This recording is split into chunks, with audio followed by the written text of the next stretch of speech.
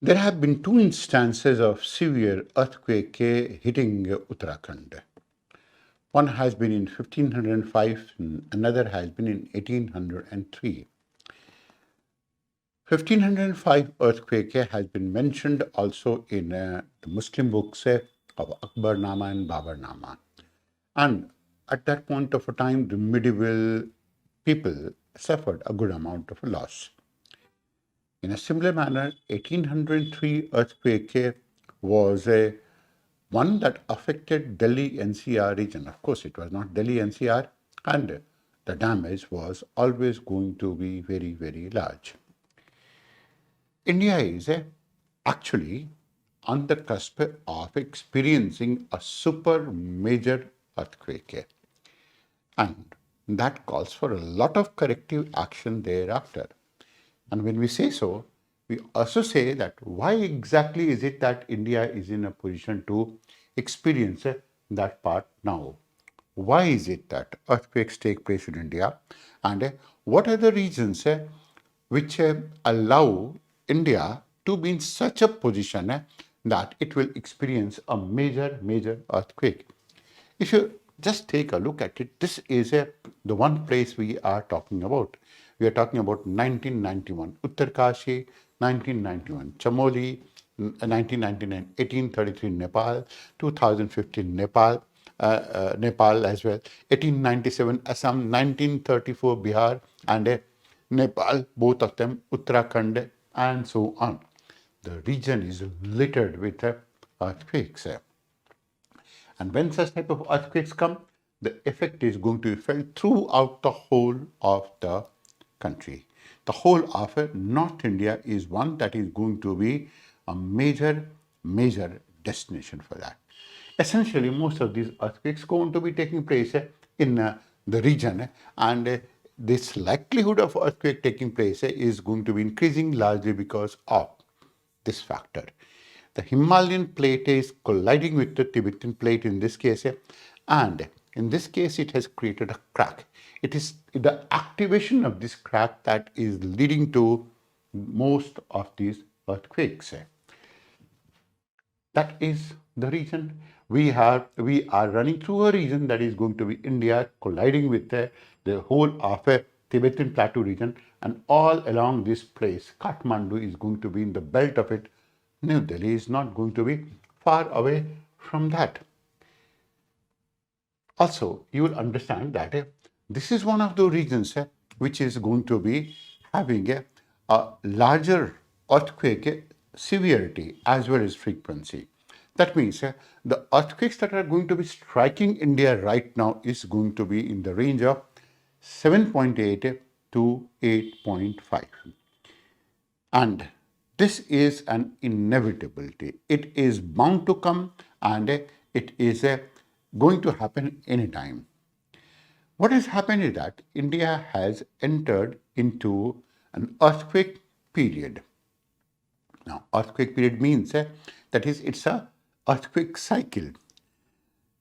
Now, we are going to be talking about we have left one cycle of earthquakes striking to a region of quiescence. That means to a region of quiet region where we never had any major earthquake for a large time.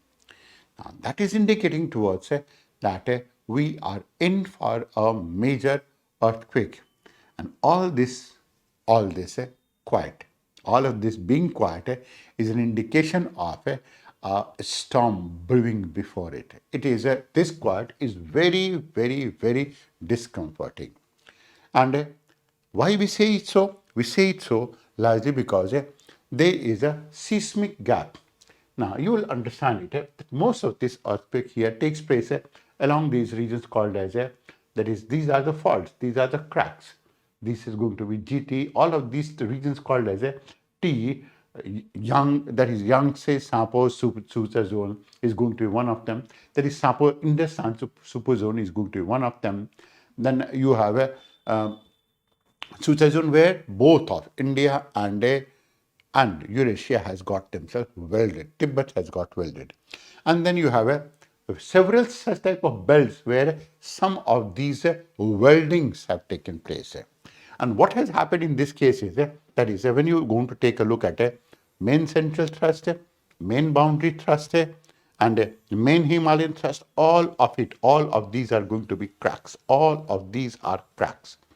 Now, it is this activation, if the activation of these cracks that is responsible for bringing about a major earthquake, and for a long time, earthquake has not taken place.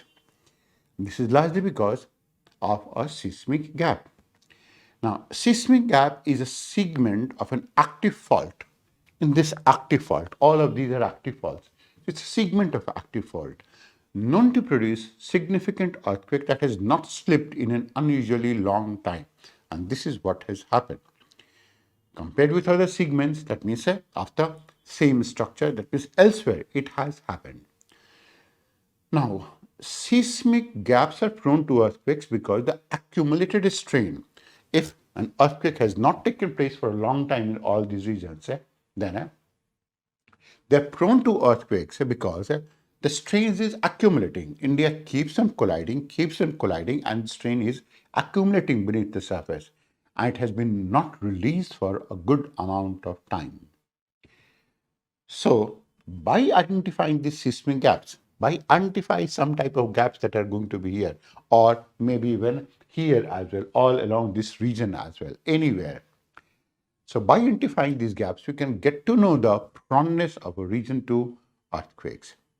And there are a number of gaps, each spanning 200 kilometers or more or so in the Himalayas, which can produce earthquakes greater than 7.5 on the Richter scale. This is the real danger that is going to be affecting us, that will go on to affect us in the coming times. Now understand that part.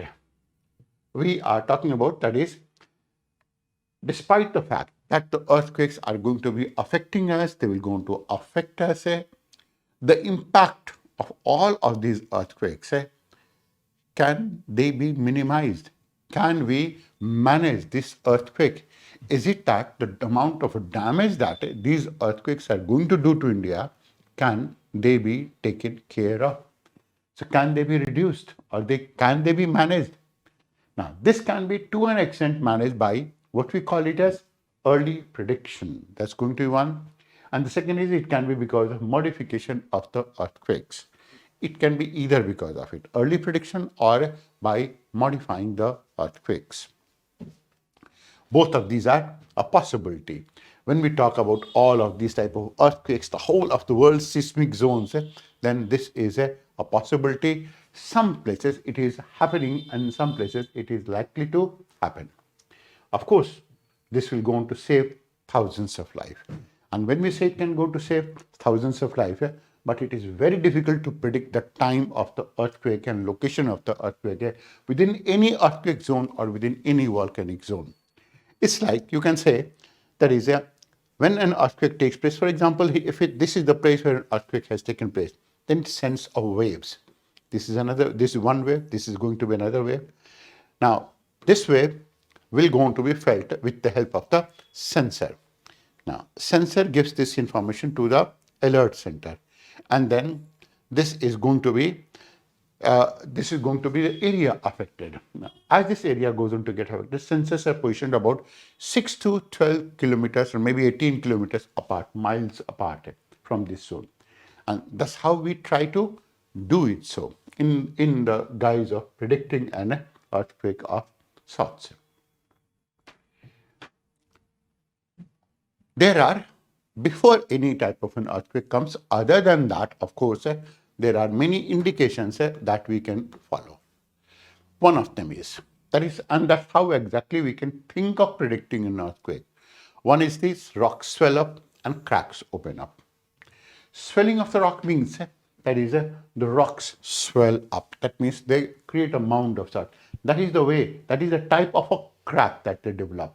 That is, they develop a mound, swell up, and then some of them go on to develop cracks as well. These are the type of cracks that they are likely to develop. That's one. The ground inclination changes. If you're observant of it, that is the ground, which is maybe flat, it may go into tilt, it can be inclined in any manner possible. Then the pattern of occurrence of small earthquakes or earthquakes also change. A lot of micro earthquakes start coming, and a lot of micro earthquakes start affecting the region as well in this condition. So once, let's say you have an instrument which is responsible for managing and gauging the small earthquakes, you can go to know that is, there are some lot of seismic activity taking place and a lot of micro earthquakes have started affecting the region. Now, as the rocks are going to be strained, their physical properties also changes. Not only is it that their physical property changes, their magnetic property also changes. Now, if this is something that we can go to gauge, if this is something that we can go to know, if this is something that we can manage, that is going to be good. It's like, imagine this part.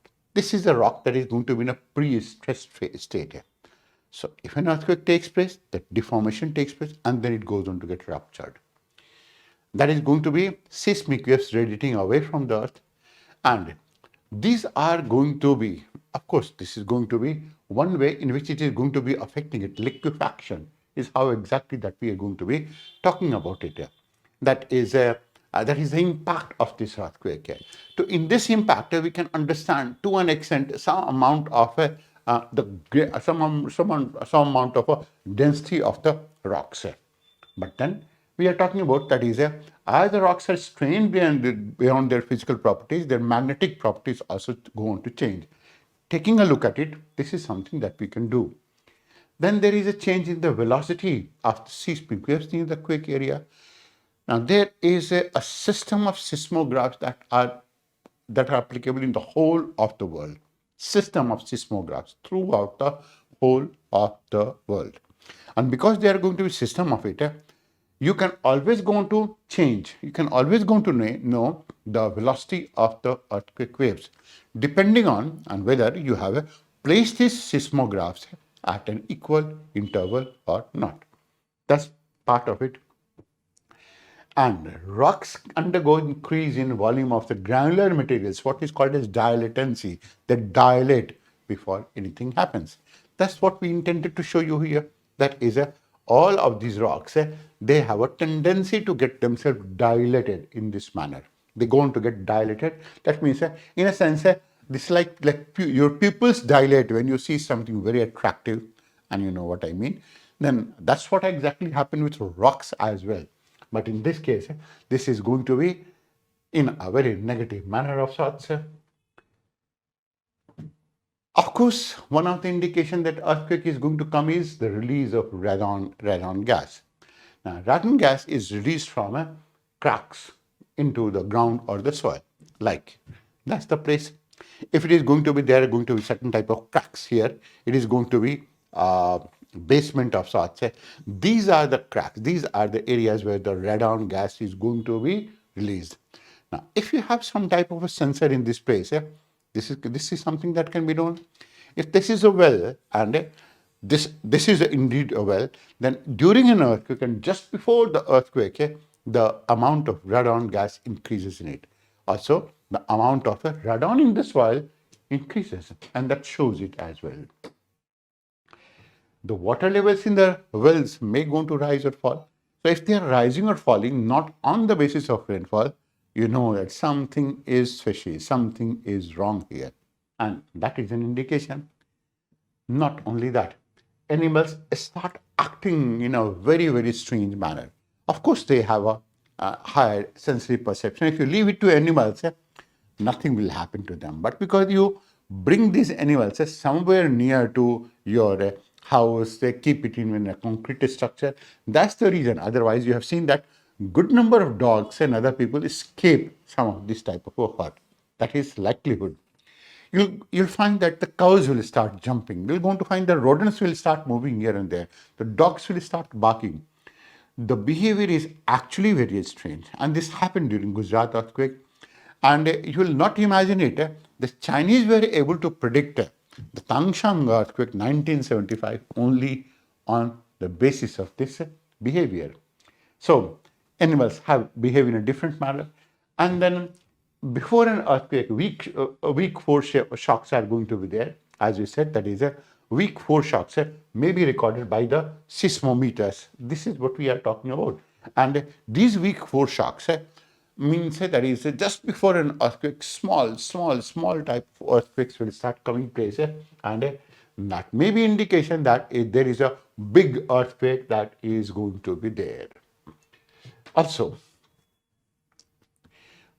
one of the signs of earthquake which we talked about has been what we said that is going to be associated with its prediction, and it is going to be called by the name of seismic gap. For example, if there had been long periods with little seismic activity, there has been no seismic activity that has taken place for a longer period of a time. So there have been long periods with little seismic activity. That means there is a gap. This is what is happening in India. This is what has happened with the Himalayas. And that's the basic reason that we say that India is sitting on a seismic bomb of sorts. There are other possibilities. Light may appear in the sky, either a broad glow or sudden flashes in that type of form.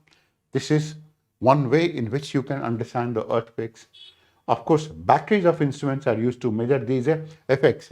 So it's not only by seismometer, but then there are going to be a variety of type of instruments that one can go to use to measure all of them. And that is how you can, to an extent, maybe understand how is it that an earthquake is going to be coming, and earthquake can be managed at least in terms of its prediction.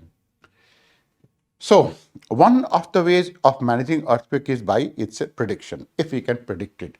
And there are so many ways by way of which we can think of doing it. So, but none of them are easy, and they require a very concerted effort of sorts.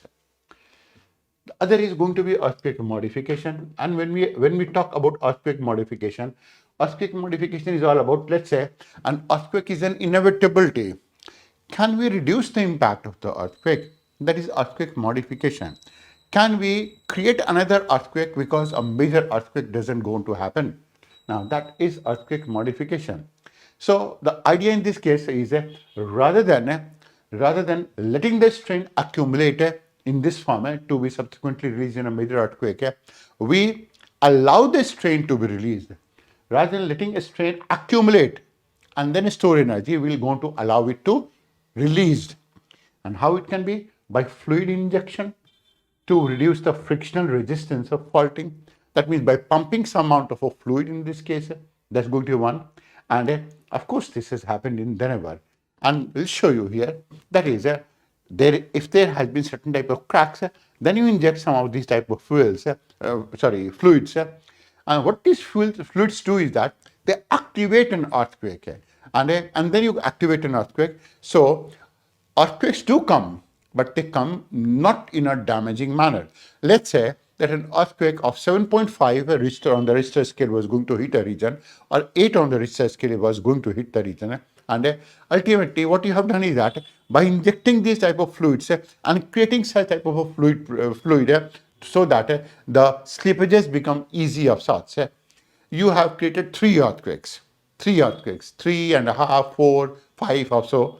Everything will be okay, by and large in this case. That is going to be one way in which you can go on to modify that. The second way is, we are going to be talking about because of logarithmic relationship. Logarithmic relationship means that when there is an earthquake which is going to be, let's say, 7.1, and then there is an earthquake that is going to be 7.5. There is a huge difference between 7.1 and 7.5. With each of these indices, there are going to be the power of the earthquake keeps on increasing, and so on. So that's largely because this is going to be a logarithmic relationship between the magnitude and the amount of energy released in this case. So what we do is that a huge number of these shocks of a smaller magnitude can be triggered to release the equivalent amount of energy. That means, that is, because an earthquake is going to be taking place, we already release a good amount of energy so that an earthquake of larger magnitude does not take place. and the amount of energy released at the focal point of an earthquake is going to be what exactly is the measure that we can go to take place here. So actually, it approaches zero for the fault creep. That means thereafter, even if earthquake takes place, then because the amount of energy has been released, a lot of things become easy. Other than that, of course, there are a lot of ways by way of which you can think of taking a lot of safety precautions. So you can go to make a plan in this manner, gather with your family in the top. That is, this is something that you can go on to do. And how is it that you can go to do it? That means making a plan, gathering your family, it will be on the top of your list. Meeting place, an area of contact and relay messages. It has to be a drill. It has to be before that. Then secure your home, make it earthquake proof. Get an earthquake kit. That means what all that is going to be required during an earthquake and make a kit of that type. Then drop cover and hold on. That means when a quake starts, drop down wherever you are and cover your head in this case. So if you are near a heavy furniture, take cover beneath, or you can go to hold on tight to it, so that maybe in case of that eventuality, you are always going to be affected by that. Then you can go to check for hazards. That means what can damage you at that point of a time. This is something that you can go on to do and that you can manage. And then stay connected. Community effort. In earthquake, history is replete with the examples that wherever an earthquake has hit, it is only going to be community effort. Community effort, that has been the most important part associated with it. That means there's no way that you can discount the human factor. It is human factor that is going to be responsible for you to be making you bonded together as well.